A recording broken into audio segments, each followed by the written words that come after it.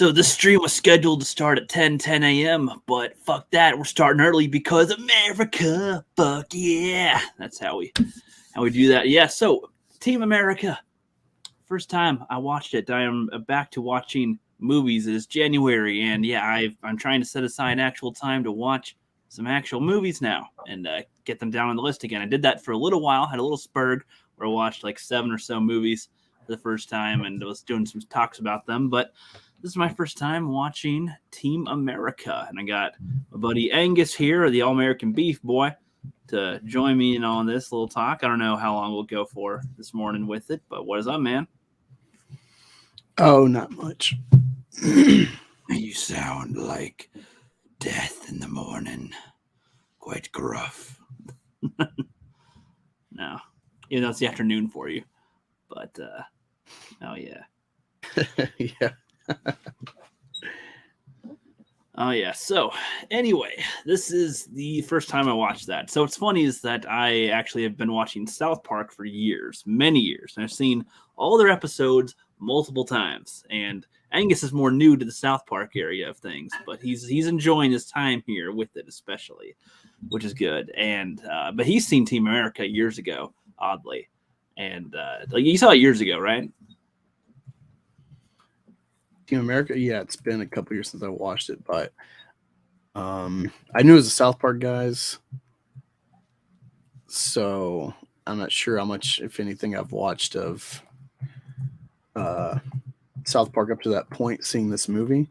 But I read about it and stuff, and I understand the jingoism that it's critiquing. This is beginning of like Iraq, Afghan invasions and stuff. So War on Terror. Yeah, it was released a couple years after 9/11, I think. So it's like 2004. Yeah, October 24, 2004. Yep. Okay. That makes sense. Yeah, so it was funny. So when I'm watching it for the first time, I'm watching Team America, just watched it over the weekend. A lot of the jokes were very familiar to me, even though I've never seen the movie, because they've done the montage song. They've done just quite a few of the jokes that they have there, especially with the terrorists and everything. Hey, love, what's going on, babe? Oh, we're going to go along together. And then one of them gets killed. And it's like, no, like that kind of thing has been done in a couple of the episodes they've done. A lot of the jokes are sprinkled throughout South Park and their history. So even like the whole giving the speech at the end, like that's pretty much like one of the main things of South Park. But I'll admit the type of speech was funny with it that he does. He's like, those guys are assholes and they're pussies and we're dicks and whatever. And you can't, those pussies get a little shit on them. Pussies and assholes get fucked by dicks. And it's just like, what the fuck? That was great. That was a great little bit right there. The puppetry with it is, I'll admit, I haven't seen too many films with that specific style of puppetry. I'm used to more claymation, stop motion, if we're going to go into that area. So this was kind of a funky little way to do it. And you can see a lot of the strings on there, but I feel like that just kind of adds to the charm of the movie. And like, especially when they do their first little fight scene with it, he's like, when the terrorist is out of ammo and he's like, all right, I'll give you a fair shot. And then they get in fighting poses and they just kind of float and flail at each other, but they're not really doing anything because the puppetry can't like make these super complex emotions with it, but still. That was pretty funny. With that. Yeah, I don't really have much to say about like the actual like puppetry. It's silly on purpose. That was pretty much all that I had to say about the puppetry part. Which is that it made some of the scenes a little bit funnier in a way, because I feel like they can animate it really significantly or do stop motion to a better effect. But I like how silly it looked sometimes. It's just like, oh, that's, it's puppetry here. So of course that's, the jankiness kind of adds to the style, I feel. Yeah. I love one of my favorite things besides the theme song is the montage song. That's the first time I realized, like, oh yeah, this is like their gimmick in films to like get through something without much effort. And it's like, do a montage. Yeah, well, it's like it would take too long to show every day they wake up and they're working out and they're progressing and stuff. So yeah, just cut it all together for 5 minutes and then you got a montage. Yeah, like once in a while a movie does it pretty well, maybe a little different, but it's like, yeah, that getting into film criticism, South Park, they're really good. It's watching older stuff from these guys through South Park and seeing where they're like up on certain stuff where I'm like, oh, this is probably where this shit started. Or like Tom Cruise, there's like, I don't know where, after like the Oprah interview, everyone just starts like, oh, it's cool to like hate Tom Cruise. Like, you realize what a prolific actor this dude is, along with the stunt work. Oh my god, like there's been so many good movies of this guy. But yeah, I feel like they've been responsible, kind of like Red Letter Media seems to be the kind of epicenter of like popularized internet culture of hating the prequels to like a new level. Like there was forums of people like, you know, word prequels, rape my child, you know, like, but yeah, so it's kind of funny. Those ones were a parody, actually. The Rape the Childhood ones were a parody. They weren't like, they weren't like fans that were. Well, no, but it holds real sentiment for some people, and it's like that's the epicenter. And this kind of comedic critique of the montage is like always stuck with me after seeing that. It's like, it's like you can't unsee it now. You're like, oh yeah, this is your little gimmick film. Like, well, it's funny. Yeah, the first time I saw that was in an episode of South Park, I think called Aspen, where they go to ski. They go to a ski resort, and there's like this guy named Todd or something who's like, "Hey, what's up, skier? What's up, Mr. Marsh? You think you can ski?" And like Stan's like, "I don't know, I'm just a beginner." And then he's like, "Oh yeah, well Heather, how about that?" And it's like making this whole little cliche like episode of a thing. And he's like, "How do I get better really quick?" You know, montage. And they do the whole montage bit with that. That was the first time I heard it. But it's funny that you mentioned that they've been like an epicenter of things like similar to the prequels and the attitudes and Tom Cruise and all that.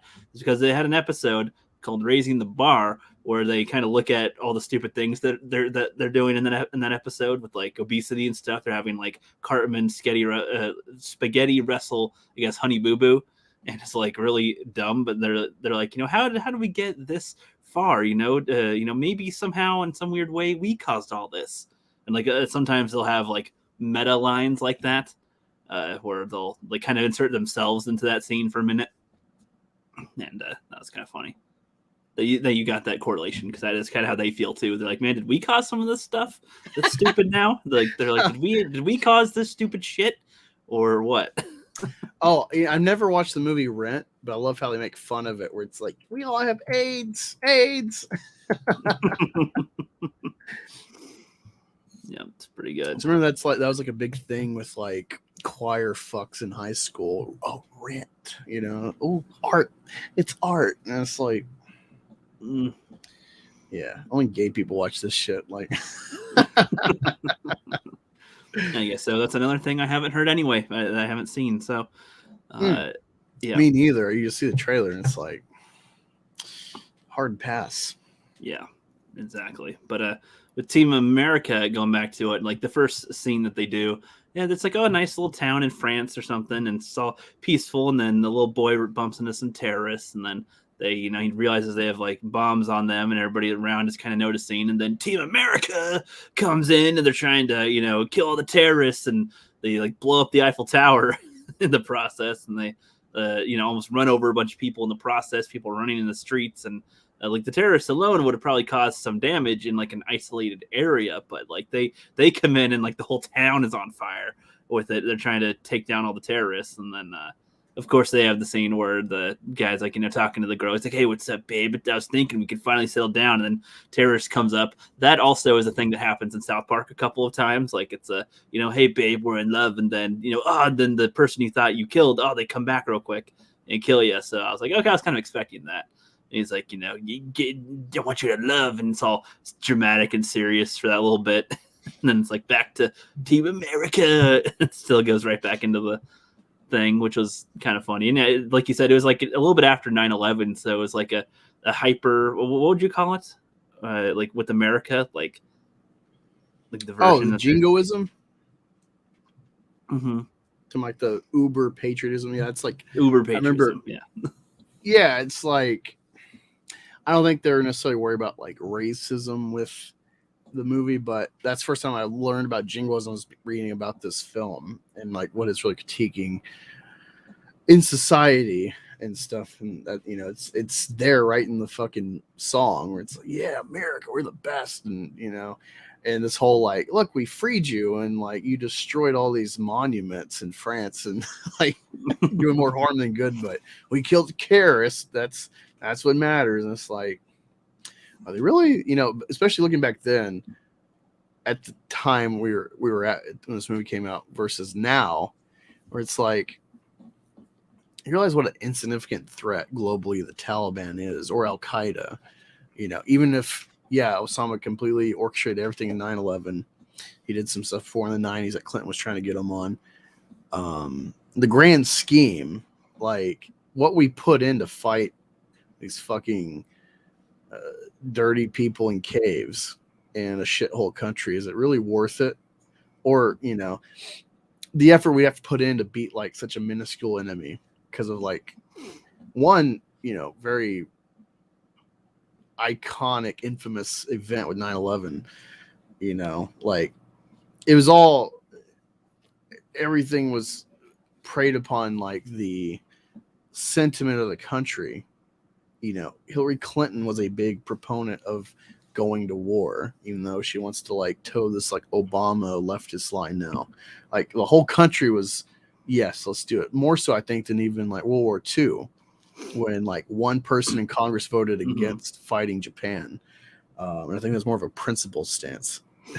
Yeah, well, I feel like 9/11 was definitely like we got punched in the face, and now we're gonna punch right back, motherfucker. Like, you know, let's not, can't get punched in the face without getting retaliation. So yeah, it's crazy. Yeah, no, this is a really cool time capsule film. If you want to do research or understanding around the time it was made, what it's like saying, and I can't quite articulate everything about it. It's still beyond me in a lot of ways, but I get like the initial like introductory class kind of angle of this film. And this is why, you know, when you do digging into South Park and the creators, even though you know how they make it, like these guys are super smart. Even if you disagree with them politically about certain angles, they're pretty even killed. And yeah, I don't know. The other thing that we were talking about earlier I like about this film is that like the biggest fans that keep like the song going and stuff are like Talladega Nights fans. A little bit of a different angle with that film. It's more purposely like pessimistic at the people they're critiquing, but it's the same kind of, you know, like the biggest fans of it are the ones that are getting made fun of. The pretty Patriots. much. Yeah, it's funny. I love it. And yeah, it's kind of funny back then that we were like making fun of Korea, because like at this point in time, Korea was like a non-factor. And it wasn't until like Obama that Korea became like, oh god, they might have a nuke that they can test in the Sea of Japan, and you know they've been really built up as this fake enemy to worry about, you know. But it's funny seeing like Kim Jong, I think it's Kim Jong Il. Yeah. So yeah, it was that whole little side thing of Ronry and everything, and funny, and they're working with the actors and stuff, which is hilarious because it's like now LeBron is like Alec Baldwin and Matt Damon, you know, all these enablers of like John Cena. They're like the FAG association of this film now, and it's like I feel like some of this was prophetic. Right. Hey, Maza, what's up? Thanks for joining us on here. You're talking Team America.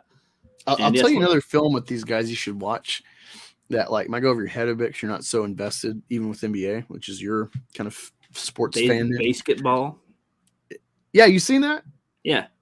Okay. Yeah, I love it. They got like the maxi pad stadium and shit, which is like, yes. Now you got like, before it's like, you know, Lambeau's still been good, Lincoln Financial Field, but it's like, oh, corporate field, like Redskins, FedEx Field, you know, AT&T, right. Dallas Cowboys, etc. It's like the Staples Center. Ooh, that's like really speaks to basketball, not like naming it after who's that famous white guy from the Lakers? Was it Jerry West? Famous white guy from the Lakers? I think it's Jerry West. Like that'd be someone, a Kareem, to name the Lakers stadium after. like Cincinnati is the Paul Brown Stadium, you know, that was their Mm, founder, and he's like right. football like 101. He's the like real legitimate epicenter of modern football. Right. But pretty much everywhere else is like corporate, and that movie's funny that it like points that out, you know. Mm-hmm. They do that quite often, even throughout South Park. You'll notice here and there they'll have little jabs at like corporations like that too. Not as often, but it's still like present in there with that. But yeah, that's funny as well. And with the actors, it's funny seeing Alec Baldwin as the perpetrator in this now. So like I just saw it. I just saw Team America over the weekend, and Alec Baldwin's been a little famous in the news lately with some events. And he's like, this violence is awful and blah, blah, blah. And it's like, oh no, Baldwin, oh no, where have you gone, Alec Baldwin? Yeah. Yeah, so Now you get funny. While I'll like randomly be like, Matt Damon. Yeah, I guess I just don't get why that's their joke of him. I don't know. I don't get. You know what it is? I don't think it really has any basis in any real angle. I think it's just some random guy that was like a big name. Born Identity was becoming a big thing at this time. Mm-hmm. And they're just like, oh, just, boom, grab him off the shelf. Let's meme him for no reason. Like, that's why it's funny, because it's like, what's really the angle with this guy? You know, it's like when you watch Parks and Rec, like everyone's like, Gary Gergich is always getting crapped on, or like Toby in The Office. It doesn't make any sense. You don't really get any explanation. It's just he's the butt of the joke for nothing, and that becomes the joke. And like that's like a fun thing they do in comedy off and on. That generally I'm not a comedy guy, but like I've noticed this kind of like sometimes it works when you just are like Sean Connery being a dumbass in Jeopardy. Like it has no basis. The way they're parodying him had no basis in reality to like pull on. But it became. I guess so. Yeah, slept with your mother, Trebek. Yeah, so it's like oh, because Sean Connery always referenced your mutton. Now, that's a good point. Or like revealing like how much they wager or something, and then they like have whatever this is like part of the answer, and then the other part's revealed, and it's like pissing on their grave or something. Yeah, with the old show, but back to Team America. Yeah, so it's just funny. Oh, there's different aspects. I'm not walking through the whole movie with it, but he's they need to have an actor, I guess, to be their spy to send into the terrorists to figure out when they're doing some huge plan. And they pick out our main character here, and he's like doing a play or something. He's doing a performance in front of everybody, talking about pussies or something. Like, I forget exactly what the thing was, because I think that was the reference. He has to do his best to convince the audience and do what he does best, and that's the one thing he can do or something on the stage.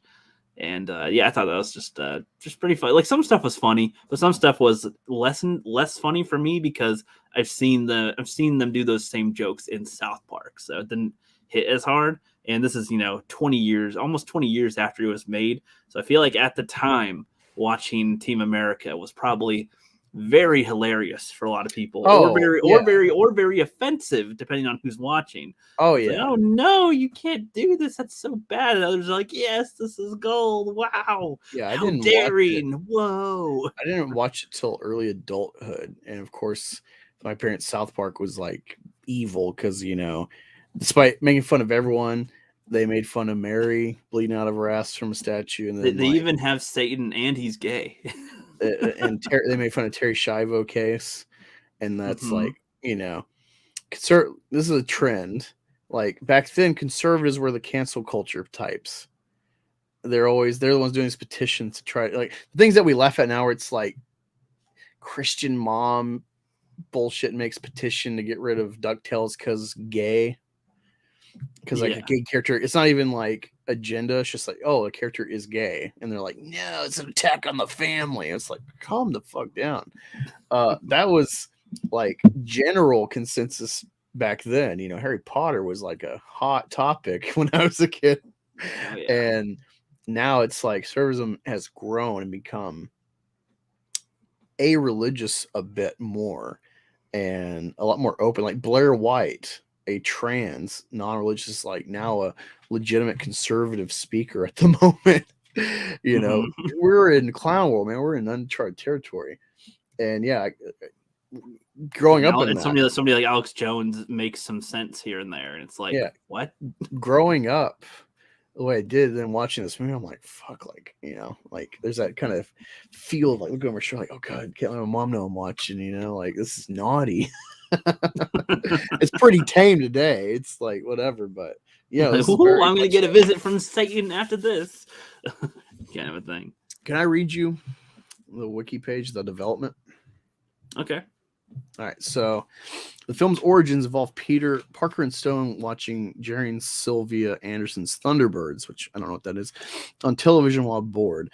Parker found that the series was unable to hold his interest as a child because the dialogue was so expository and slow, and it took itself too seriously. Thunderbirds was a show, I think. Yeah. The duo inquired about the rights to the series and found that Universal Studios was doing a Thunderbirds film directed by Jonathan Frakes. We said, what? Jonathan Frakes is directing puppets? And then we found out it was a live action version, and we were disappointed. The two then read The Day After Tomorrow had been sold to 20th Century Fox due to a one-line pitch regarding global warming, which Parker and Stone found hilarious and insane. Parker called Stone running up to him during work at South Park holding a paper, who sat down and read the synopsis regarding sudden global warming attacking the Earth. The two were in tears from laughing. The two got a copy of the script and soon realized that The Day After Tomorrow was the greatest puppet script ever written. Originally intending to do a shot-for-shot puppet parody, Parker and Stone were advised by their lawyers that there could be legal repercussions. The spoof would have been called The Day After Tomorrow. Which is funny, Angus, because they do an episode of South Park like that, called that do that as well, that make fun of The Day After Tomorrow. And call it the day before the day after tomorrow or something. It's like, what? It was going to be released a day later than The Day After Tomorrow. News broke of the duo signing on to create the film, with Stone revealing that would be a homage to Anderson. The news was confirmed in 03 with Variety. What we want to do is send up of these super important, huge action movies that Jerry Bruckheimer makes. Before production began, Team America was championed at Paramount Pictures by Scott Rudin, who had been the executive producer for Parker and Stone's previous film, South Park, Bigger, Longer, and Uncut. After the hassle of producing the South Park film, Parker and Stone had vowed never to create another movie. Other studio executives were initially unenthusiastic about the project. The studio was in favor of the film's lack of political correctness, but were confused by the use of puppets.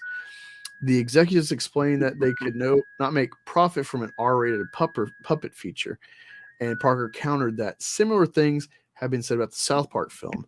The co-president of Viacom also supported the film, feeling that Paramount should make more lower-budget films that appeal to children and young adults after the studio's failures with adult-oriented films such as The Stepford Wives.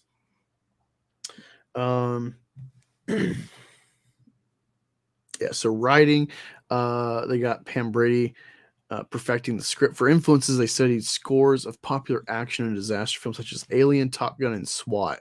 The duo watched Pearl Harbor to get the nuances of the puppets just right when they were staring at each other, and also used Ben Affleck as a model to help shape the film's archetypical heroes.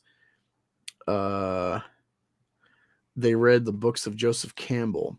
On one level, it's a big send-up, but on another, it's about foreign policy. The first draft of the script was turned in well before the Iraq War.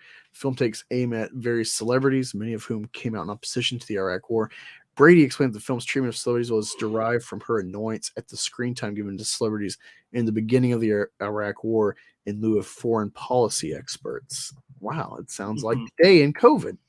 Yep. Well, it's actually funny too that with South Park, I mean, and especially the actors, like there's an episode of where they talk about hybrid cars, where they have everybody getting very smug when they buy a hybrid car and they get driven out of town, or the town all gets hybrid cars, and it's like in California, their whole state is smug essentially. And then there's the smugness levels from George Clooney's speech, which was like talking about how actors helped move the civil rights movement, and was taking all these weird things that he was saying. It's like It was like, and global warming is always one of the things. I love that. They're like, what caused the beaver dam to break? It was global warming. It struck again or something. It's like, and they I love it too. In that episode, they're like, the global warming, it's coming. And they're literally running away like they're being attacked by a monster. It's like, get the door closed quick before the global warming gets us. And it's funny because funny seeing that, because I saw those episodes of South Park and then hearing what you're reading and watching Team America. It's like, and they've had a lot of these jokes in their heads for a while, it seems, because they're sprinkled throughout their show.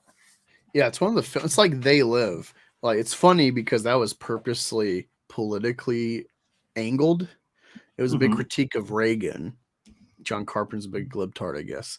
But it's funny because you watch it and you're like, oh shit, that's Alex Jones. They're trying to suppress him on the TV from, giving messages about real. And then it's like, oh shit, the crazy stuff he's talking about is real, And like, there's been memes just like, you are here, where it's like all these wacky things 10 years ago Jones was saying. Now it's like, oh yeah, that's like public knowledge now. It's like Time made an article about people using like young blood to rejuvenate themselves, and he's like talked about, now maybe it's in more preposterous terms, where he's like, oh yeah, they got a base on Mars where they harvest young children and babies' blood to stay young. And it's like, all right, they're not doing that, but they are using young people's blood and baby blood to like rejuvenate. Like, this is a real thing that they're just saying now out in the open, or it's or like human monkey chimera hybrids, and it's like, oh, this is real now. Like, this has come out. These are real things they're working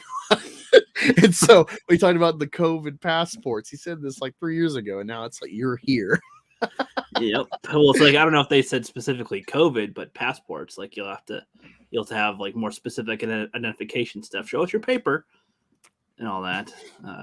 I think, but yeah, it's funny stuff there with that, and that comes from that's what's funny about South Park, and I think why it's a long running type of show. The creators, like, there's always something for them to do with it. There's always something for them to comment on in some way, shape, or form.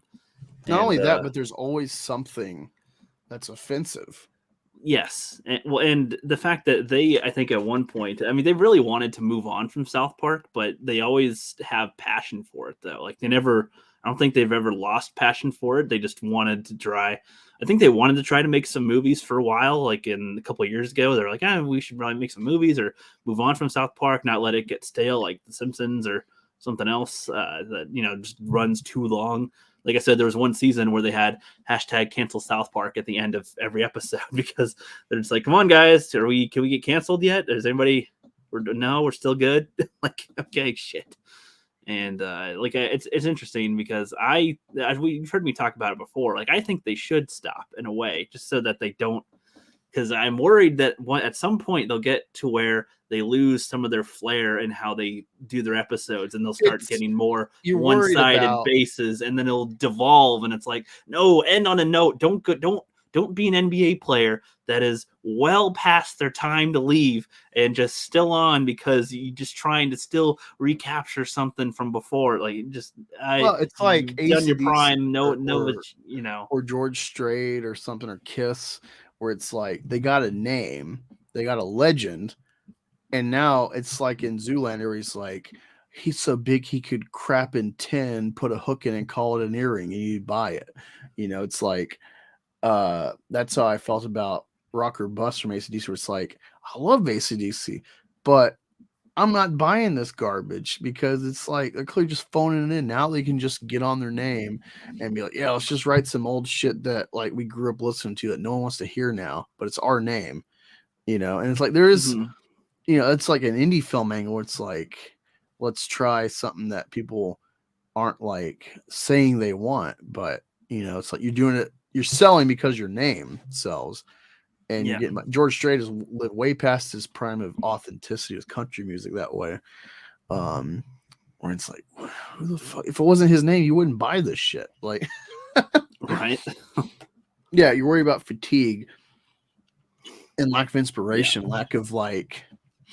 It's like this. It's like the writer of Fight Club talked about, where it's like he lost along with other people that were in this pool with his agent or some shit, that like defrauded them out of like millions and millions, including like the Coppola family, like the Godfather writer and shit. They don't know where the hell the money went. There's a huge investigation. They don't know where it went. And so it's like he's a lot poorer than he should be with the royalties he should be getting. But Yeah. at the same time, it's like because he's like just a little above being poor, he's always hungry. And so he's always writing a bit more honest than if he was like in the like Hollywood clouds, well above the plebes and the common worries of life. So he's like writing from like a real perspective still. And I think that's where South Park is, where it's like I read that cancel South Park as like, can you just like tank our ratings so Viacom like gets rid of the deal with us and we can just go away and like be free. And but like they still got a passion and they still like resonate. And so that's why they're viable still. Yeah, well, and it's funny because a couple of years ago, I think they had their worst season. A couple of years ago, it was like it was the year after they introduced the PC principle, and they had like they had this whole troll based season. Essentially, this was the first time. Like the 2 seasons prior to it, they had like 2 seasons before it, they had some connecting threads throughout the whole season, like specifically like with gluten free and stuff. There was little trans things. There was like people going on the internet. Those things were like common throughout that little thing. Stan Marsh actually being Lord, the singer.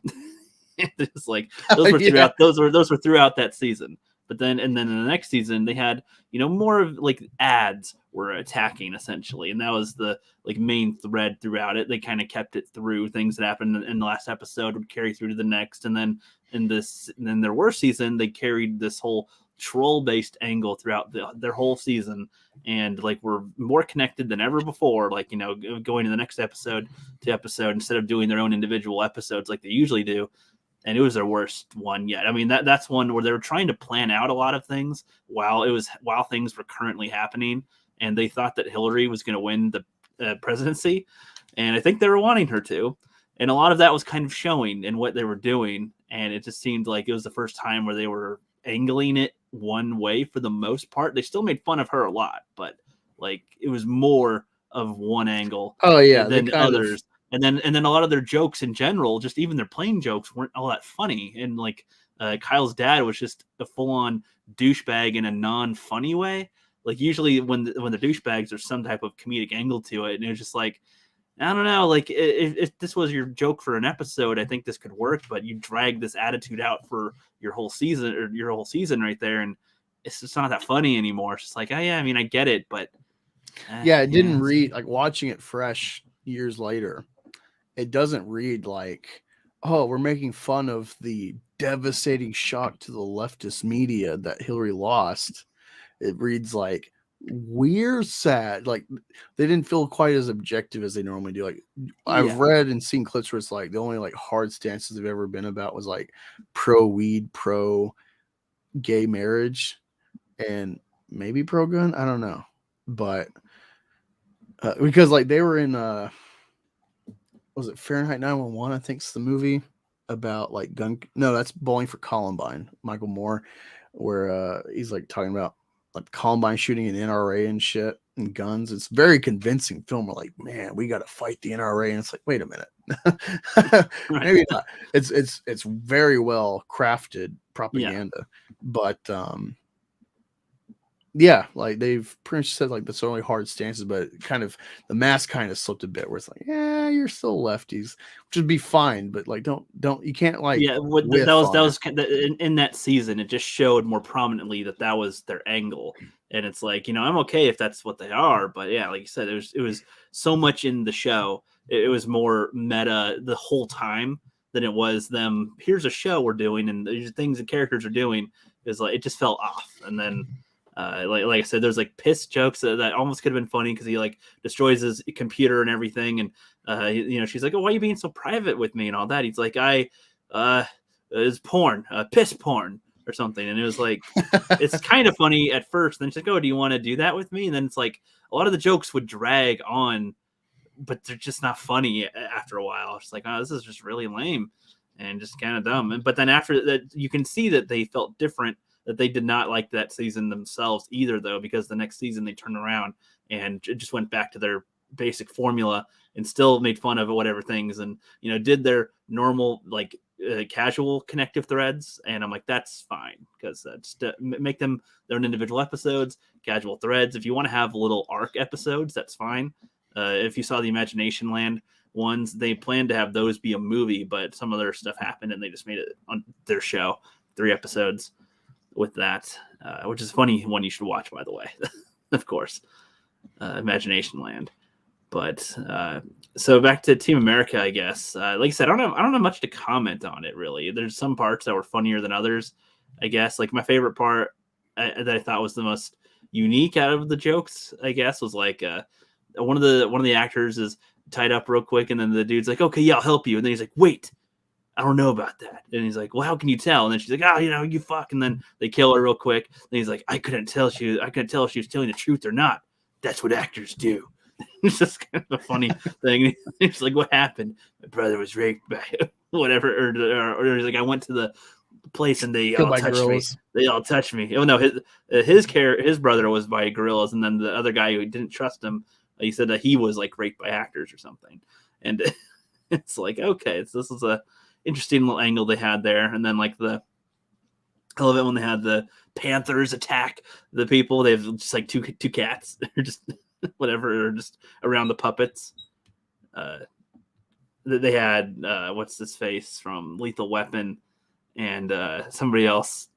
No, Gibson. The black dude, Danny Glover. Yeah, they had like him and some other actor trapped the two in the room and have 2 panthers, but they're like 2 just house cats. They're like having tiger sounds with them. And then she's like, "No, I will talk to the animals and they will turn on their masters." He's like, "You don't actually have that power." And then they just do anyway. It was like, it was kind of dumb, but they've kind of done episodes like that in South Park, little moments. But sorry, I'm reading reactions. Individuals parodied in the film. Sean Penn, who was portrayed making outlandish claims about how happy and utopian Iraq was before Team America showed up, sent Parker and Stone an angry letter inviting them to tour Iraq with him, ending with the words "fuck you." Clooney and Damon are friends with them, and Clooney said he would have been insulted had he not been included. No, it's actually funny. So Clooney's actually voiced quite a few characters or things on their show, but he's done weird voices. So it's like in the South Park movie, you'll know that he voices the doctor that's in there. But then in some of the earlier episodes, he voices like Stan's dog or something. So it'll just be like, the bark noises, that's from Clooney. Whatever dog noises, that's from Clooney. Damon, when asked about the film in 2016, said he was confused by the portrayal, given that he was already known as both the screenwriter and an actor. I was bewildered by that, and I never talked to Trey and Matt about that. And incidentally, I believe those two are geniuses, and I don't use that word lightly. I think they're absolute geniuses, and what they've done is awesome, and I'm a big fan of theirs, but I never quite understood that one. That's what's funny about some of these. A lot of actors are bewildered by it. And, oh man, this pisses me off too. So their 200th episode, I think, that one and the one after. Yeah, I think those ones were banned, and it's like those are probably 2 of their smartest episodes, and those have to do with actors again. The whole thing is centered around actors and the religious Super Friends team, basically, which has like Jesus, Hindu, Gandhi, and couple others in their little like Justice League of Religion team. And then they have the actors like Tom. It's all led by Tom Cruise, who they call Fudge Packer in it, and he's like, he's pissed off about them and all the other actors that South Park has made fun of up to that point. They got Robert Reiner, and they got like all these other people, Barbara Streisand, and just like everybody else that they made fun of is there. And he's like they're trying to get the power of Muhammad or whatever, because nobody makes fun of Muhammad or can do anything with him because he's the prophet and all the threats of all that. So they're trying to steal his power, so they can't be made fun of anymore. And it's like, that would have been a great one for a lot of people to see.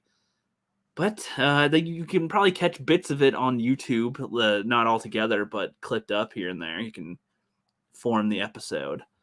I don't know if they have them released on DVD. I think they do, those 2 episodes, but they're hard to get, I hear. So Disappointing, because you would like it, Angus, for how they make fun of quite a few of the actors. Did you ever see the episode where Cartman makes this kid eat his parents? Where he what? No, you haven't. We gotta watch that one soon. No, where he what? Where he makes this one kid eat his own parents. No. That sounds crazy. And it's funny too, because in the Cartoon Wars, the other episodes that were banned that I was pissed at a while ago, like he meets Bart Simpson there because he wants to get Family Guy canceled too, and he's like, oh, how tough are you, kid? He's like, yeah, I took the I took the head off of a statue once. And Cartman's like, oh yeah, that's real intimidating. Yeah, like this one time when I didn't like this one kid, so I ground his parents up in a chili and fed it to him. Just like, yeah, one's a little more edgy, I guess, than the other. So, like, what were your thoughts going into this film? What you knew about it? All I knew is it's South Park creators, of course, that made it, and I know of the Team America or just America. Fuck yes! Everybody always sings that thing everywhere forever. That's always just been around, and I knew that like the montage song probably came from Team America. And other than that, I didn't really know anything else about it. It was puppetry, and I know that they kind of like to do stuff like that. It's a little cheaper, and it just adds to a style that they can have. It's kind of unique. And yeah, that was all I knew about it, really. Nobody I know that has seen it ever talks about anything in it. Oddly, they just reference a few things that, like with Team America, or like you said, Matt Damon. Like they just say memes from it, but they never talk about the movie. I didn't even know what the plot was going into it at all. I had no idea what it was going to be about. Yeah, it's my whole thing is that it's a film like Talladega Nights where it's like it's got a lot of jokes and memes, but the fans don't really get that. More than likely, they're the ones being made fun of. Yes, there's a lot in there, honestly, and I like how short it is too. It's only a little over an hour and a half. It feels longer, honestly. But I was going to say it's very substantive. It's very compact with what it's got. Certain parts, it's like a drudge to get through. Yeah, little bits, sure. It's not edited well. It's not paced well, but it's got so many good things in it. But it's like fuck. Like the opening's hilarious and crazy, and like it's like, I mean, that's clearly with their angle. They're like, yeah, this is how we see the terrorists. Like they're just dirty terrorists. Like that's the extent of. There's no depth to them. I mean, you saw the episode where it's after 9/11, and they go to Afghanistan, and they're making fun of Muhammad or whatever, or they're making fun of the whatever guy that's there. Like, oh, he's got a small wiener. That's why, huh? And tiny, ain't it? Osama. Yeah, and they're all just making fun of the terrorists over there, and what's funny too about that episode is that people probably remember the Stevie Nicks thing more than anything. They're like, that was the next part.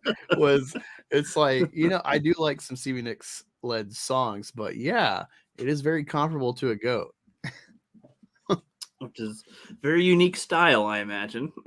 With any of that, yeah, the music was good. It was pretty funny. Yeah, like I said, I already told you my favorite like line that they had there with that. I thought it was the way that they do the drama bits or whatever, like where they're all having a feud with each other, where they're like, oh, you slept with him, oh no, and then it's like, oh yeah, and you should be happy that they do whatever, you can't help it, and it's like, oh, don't you know you love them? Of course, they're all arguing while they're all getting shot down, pretty much. It's just like kind of funny. A lot of people love the Kim Jong-il stuff. Everybody loves the way that he talks, but I'm like, that's just the way they do any Asian, essentially. So I've heard that from South Park a million times. So Mongolians. I'm like, yeah, that's Luke Kim. That's the guy. That's their guy. So I'm just picturing him doing it, like, whoa, that's my shitty walk, as they're doing the Kim Jong stuff. Don't you know how fucking busy I am? I feel like they just wanted him there to do the accent because it's funny to do here and there, and I don't know, that was interesting. I like how at the very end, I didn't see this coming, where they had he's defeated, and then they have a cockroach crawl out of him. He's like, I'll get you next time, and then he has a little tiny spaceship that he goes to, and that's cockroach size, and takes off, and there's like, we'll be waiting for you. It was just kind of a funny little, I didn't see that coming, so that was a nice little surprise. at the end. Yeah, I don't think they'll ever make another movie like this, though, to be honest. Oh, no. I mean, it didn't make...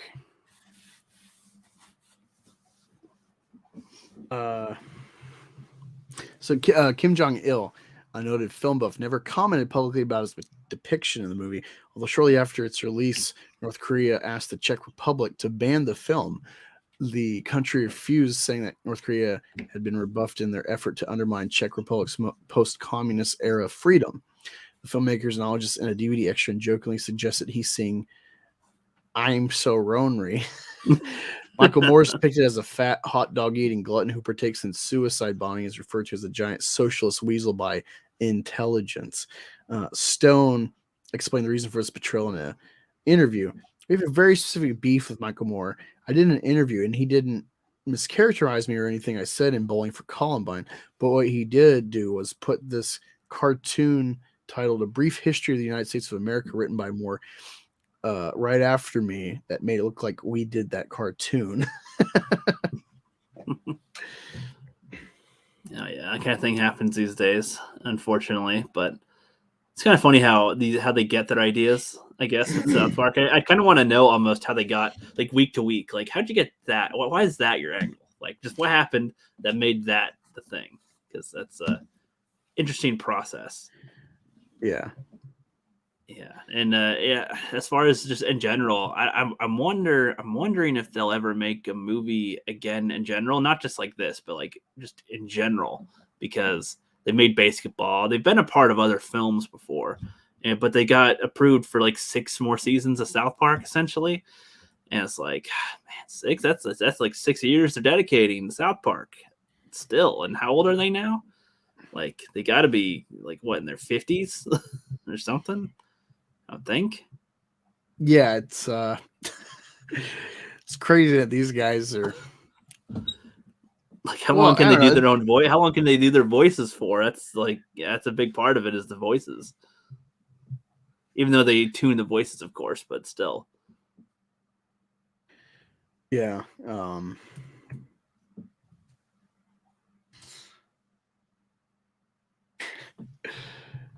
Yeah. I don't know. It's a fun movie. It's a good time capsule. It definitely makes sense that it's not like most people didn't know anything about it besides the memes, though. Mm-hmm. Yeah, it'd be nice if there was more. I mean, it's kind of like with the Karate Kid, how like, you know, before you ever saw the movie, you only ever knew just memes with it, just wax on, wax off, and stuff. And Sweet, like, that's probably like you didn't know anything else about the film, so I can understand why. Me is so much more depth to that film, and it's very red pilled, like the utility of a father figure in a boy's life, you know, and direction, and it's just so much depth to the first two. I haven't seen the third one yet, and then Cobra Kai, and its reflection on the whole series. And it's like, oh, Mr. Miyagi, you know, it's Yes. like, and the way they just gloss over, like, oh yeah, I'm a fucking Medal of Honor winner from World War II, being a Jap, and my family, my unborn son, they died in a fucking American concentration camp. And it's like, whatever, just a couple minutes. I do feel like that'd be interesting if there's something about that was brought up, you know, at some point in Cobra Kai or something to dude, be like, wow, does that have any significance to you guys? No. Yeah, no, literally, like I was gonna watch Cobra Kai. My parents are like I was telling you, and they're awful to watch anything with because they just want to fucking talk the whole time. It's like, this is new. Shut up. You know, like I don't need your random commentary about nothing that deals with the show, or even stuff that deals with it. Just watch it. Like, can you fucking watch them? And like, it's like my kids are better at watching movies than they are. It's awful. And like I was saying, oh yeah, the new Cobra Kai. You know, it's the Karate Kid spin-off show, and I was like, wax on, wax on. I'm like, yeah. Well, I feel like that's what a lot of movies become at some point. A lot of people just take the smallest things from it, but they don't take the larger bits that were important. I feel like even like when we hate TLJ, like that there's a lot that we dislike about it, but what's the main things that get referenced? Titty milk. Drinking milk. Yeah, titty milk. Canto Bite, Rose Tico, Holdo. yeah, just little bits and bobs that we dislike from it, and it's like I don't know. Take some other films that people probably like, Projection Luke. Other films that people probably like from the modern day, even, and what is taken from them, like in most. Yeah, like Once Upon a Time in Hollywood, like out of nowhere, like DiCaprio pointing at himself on the TV in the movie because he's an actor in the movie is like a meme. Kind of like I understood that reference, just like ha, yes, that thing. Or it's like of all things to take from that movie, like it's so minuscule, and or like Django Unchained is such a good fucking movie, despite this real SJW angle to it and its modern day perception of slavery. It's such a good movie, but like at the end of the day, it's just a meme with DiCaprio was like, you know, where it's like exactly. Well, it's like it makes me think of like Pig and Willy's Wonderland and stuff. It's like whenever those are mentioned, I would rather. I don't want to just do a meme from them. I'd rather talk about them. Like I'd rather, like I can't think of a meme from them really, anyway. And I'd rather if that's ever discussed, I'd rather something else about it be mentioned, or if I'm trying to convince somebody about it, I can't just go memes of some kind and do that. You know, I don't like sand or something. It's like no. I gotta kind of say a little bit about it, meaning I gotta retain something from it to get you to want to go see it. You know. Yeah. I can't really, think of better examples. Really quick, but the Cobra Kai though, you gotta catch up. Like season 4 is so good. Well, like, so I'm right watching now, it. So hold on. Not spoiling. So right not, now, not spoil it. No, not spoiling it at all. But watching this, I'm thinking like, all right, how far is this show gonna go? Like season 3 ends on this cliffhanger. It's like I was expecting this in season 1 at some point. They're gonna come to a head, and then that's like kind of a contrived elongated conflict through the whole season where it's like, all right, come on, this keeps going back and forth. It's been the whole show. Get past this. And then the cliffhanger at the end, I'm like, oh fuck, they got a whole other season to go at least. Like the writing of sometimes like phoning it in obvious, even when it's obvious, or like they got this bad kind of like porno acting or like soap opera, like obvious telephoning in the like tone, or they go, ooh, this is gonna be a moment, or this is a down, the music cues are so obvious, right. It undercuts it. But despite all that, it's still so good. Like maybe I'm just a plebe and this is hitting all the like right notes, but I, like Junkie's like, this show sucks, so I don't review it. I'm like, what? Like, I'm not a fanboy Karate Kid. This is new to me. I'm like, that's what I like about your angle, because no, you guys don't understand how much it took a while to get him to do that. But in turn, I also got to do my part. And I love this stuff before he did, but he's ahead of me. Like I am way behind. And so, but that's why, like I watched Team America. I had a little bit of time. I watched Team America. I'm going to be trying to catch up on Cobra Kai. I'm going to be trying to watch some Breaking Bad like you wanted. I'm trying to watch some other films. I'm trying to do some streams with them. I'm posting a little bit more for the FC now. I'm trying to make videos every day, and I work at the job. So I'm trying to, there's a lot of things trying to balance with it, but it's coming together. And I get it. It's only a few days into it. So I feel like I'll have, by the end of the month, I'm hoping that I'll have a routine that I'll be getting into more. And then like by February, it'll be like, boom, like that'll be my routine. And I'll be doing this kind of stuff every day, and I'll be able to get it going. It's kind of the goal. No, I get it. It's, I know you do. I'm saying for the audience there. And I don't got nothing more to say on Team America. Actually, it was nice. I like, if I'm judging it as of just right now and personal interest, it's not that great to me. It's like a mediocre South Park episode. It's kind of what I would say. But I understand that for 20 years ago, and with the time it was released after 9/11 and all that stuff, and where America was, and like how it's seen by the world, probably very different. And even then, still, like I like how they take some of the jabs like at the celebrities and at politics and everything. So it's like there is this it's like all this whole America, fuck yeah, all this stuff. Like that is, it's funny how overdone it is in there, but like I feel like having the balance of yes, love the country, yes, but don't hate the country at the same time. Like like the actors were essentially. They're like, our country is bad and we need to rip it down and do other shit. And it's like, no, not that far. I'm pretty sure the repeating of America Fuck Yeah through the movie is like specifically like if you watch the Honest trailers, they did one for Top Gun and it's really funny and because it's a good movie. So it's fun to like it's from a angle of fandom. I think they wrote that, but they play that one song by Kenny Loggins the whole time Danger throughout the thing 4 different times, and it's like,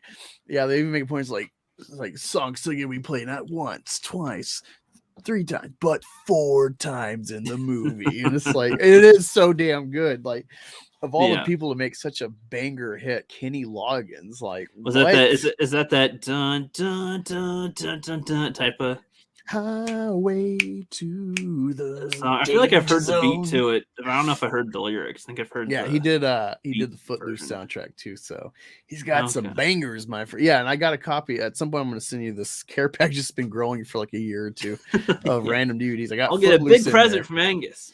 Yeah, I got Footloose in there, and it's an American classic. My friend John Lithgow is this fire and brimstone preacher who like got it out against rock and roll, and you got Kevin Bacon is this like punk from Chicago moving into like small town Indiana, and he's like the he's the bad influence.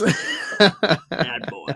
It's good. It's kind of silly, in hindsight, but it's fucking good, Yeah, looking forward to it. And then you watch that, then you gotta watch Hot Rod, so then you can appreciate the like homage to Footloose and the comedic twist on the homage. Okay. I fucking love Hot Rod's so underrated. Like it's one of those movies, comedy where it's like it's kind of timeless and it like broke even. It's like a SNL cast film that just maybe broke even or it's flopped or whatever. Yeah, I've probably seen some of that movie. Yeah, but when you watch, you're like, how did this not get so big? This is hilarious.